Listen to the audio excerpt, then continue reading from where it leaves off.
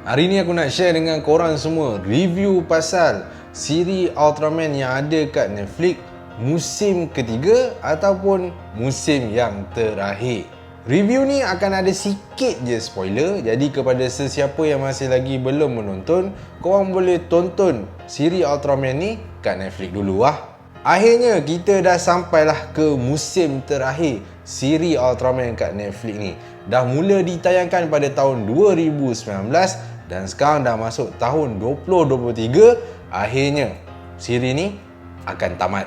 Untuk musim yang ketiga dan yang terakhir ni, siri ni akan fokus kepada watak yang bernama Shinjiro Hayata, iaitu anak kepada Shin Hayata.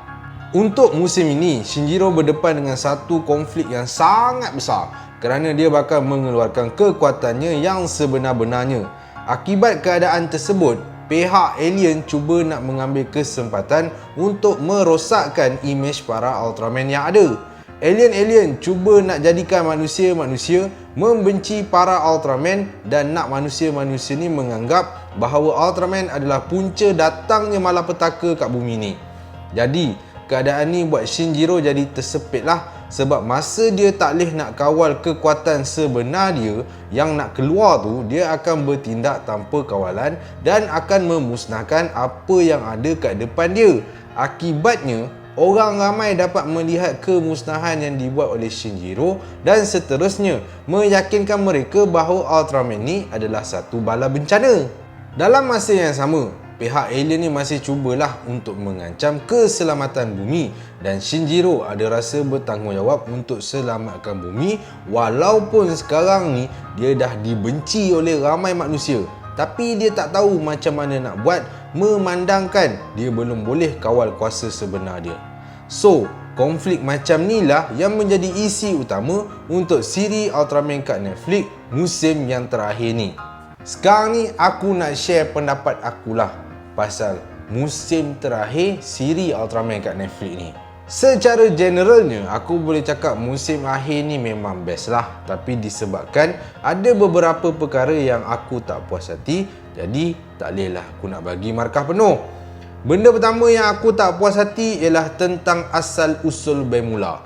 Untuk makluman bagi yang tak tahu, siri ni diadaptasi dari manga. Jadi, siapa baca manga, katanya mereka tahu Bemula tu siapa. Tapi, siapa yang follow siri Ultraman kat Netflix ni semata-mata, kita takkan tahulah siapa Bemula ni yang sebenarnya.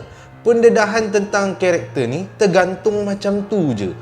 Bila tergantung, aku jadi geram lah. Sebab cerita ni macam jadi tak komplit. At least adalah babak sikit bagi tahu bermula ni siapa. Contohnya, bagi tahulah masa Shin Hayata terkurung bersama-sama dengan Bemula kat dalam kurungan tu. Siapa yang tak tahu kurungan mana, yang ni korang kena tengoklah siri Ultraman kat Netflix tu musim yang terakhir. Benda kedua yang aku tak puas hati, macam mana Kotaro Higashi ni tiba-tiba ada kuasa elemen api seperti mana yang kita tengok kat musim kedua Ultraman kat Netflix ni. Adakah Kotaro ni adalah alien? Sebab tu dia ada kuasa api. Seingat aku, tak ada cerita langsung pasal asal-usul kuasa api Kotaro ni. Yang aku tahu, tiba-tiba je badan dia berapi lepas kena ambil gambar dengan live force camera milik alien. Lepas tu, nak lock kuasa dia, Jack pun pakaikanlah kat dia suit Ultraman Taro. Benda ketiga yang aku tak puas hati ialah pasal karakter development para Ultra ni. Aku tengok karakter development dibuat secara terburu-buru weh. Sebabnya ada karakter yang dimunculkan hanya sekadar untuk muncul je. Contohnya macam karakter Jack. Dia muncul kat hujung-hujung je dalam musim terakhir ni. Tak ada pun cerita ataupun info pasal dia apa dia buat sebelum tu.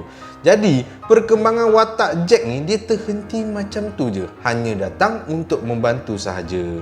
Dalam musim ni juga, kita tengok ada pendedahan penting tentang watak yang rupa-rupanya adalah alien. Kita ingat dia manusia, tapi rupa-rupanya dia alien. Bukan saja alien, sekali dia ni juga ada kuasa makhluk ultra. Yang ni memang macam kejutan lah juga. Cuma kejutan tu kat saat akhir sangat. So dia macam tiba-tiba sangat lah, macam terburu-buru sangat nak expose info tu. Tapi Benda yang aku boleh puji ialah action scene dalam musim ketiga ni memang padu. Lebih-lebih lagi bila Shinjiro Hayata dapat keluarkan kuasa dia yang sebenar-benarnya. Yang tu memang puas hati tengok.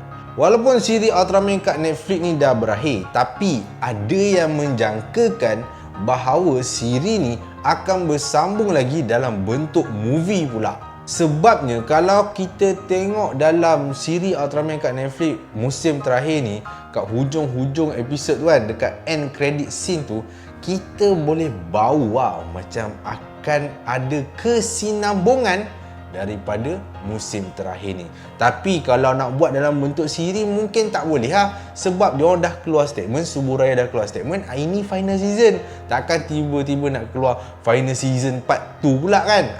Jadi yang paling logik Suburaya boleh buat ialah keluarkan dalam bentuk movie. So itulah dia review aku pasal siri Ultraman yang ada kat Netflix musim yang terakhir. Kalau aku ada miss apa-apa info ataupun korang nak tambah lagi info-info yang korang tahu dan aku sendiri pun mungkin tak perasan, korang boleh tinggalkan info-info korang, pendapat-pendapat korang kat ruangan komen di bawah.